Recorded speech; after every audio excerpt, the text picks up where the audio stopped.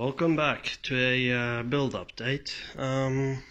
At the moment I have changed the cars from the black Volvo to the silver one, which is actually the parts car, because I need to take this car apart so I can scrap it.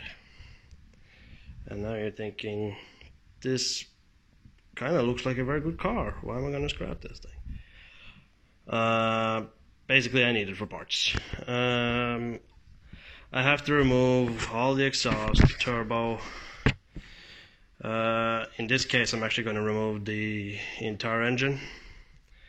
It should be quite easy because the engine is actually open underneath the car. So yeah, that should be quite easy because the turbo on these is way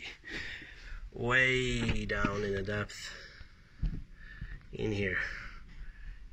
You actually can't see it past the EGR cooler. So I took the other one out from the other car, and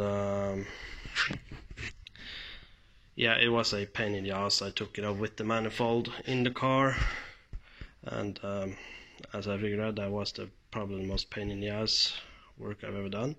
I've done turbos in the same position before, but not on that, not on these cars or this engine, so it was a new experience for me. The reason being is this is actually the air filter from the black car. I removed this car actually was untouched, so it did have the original air box in it, what you saw right at the bench. But the main problem is this inlet pipe. This thing is so goddamn huge, you can't actually remove it without removing the engine from the car. It's very large. I know on some Ford Mondeos you can remove the subframe and get them out, but on this car it's almost impossible.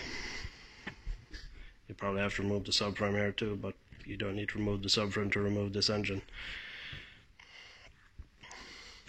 So that's what we're going to do to this car. I'm going to take the grill. The headlights are in good condition, they're halogen. This car is actually in pretty nice condition. Actually, it's a very high miler.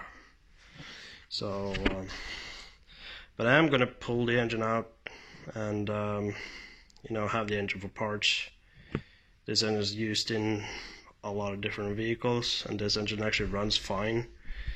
So I'm just going to keep it, store it, and maybe we'll put it to some use one day, or maybe not.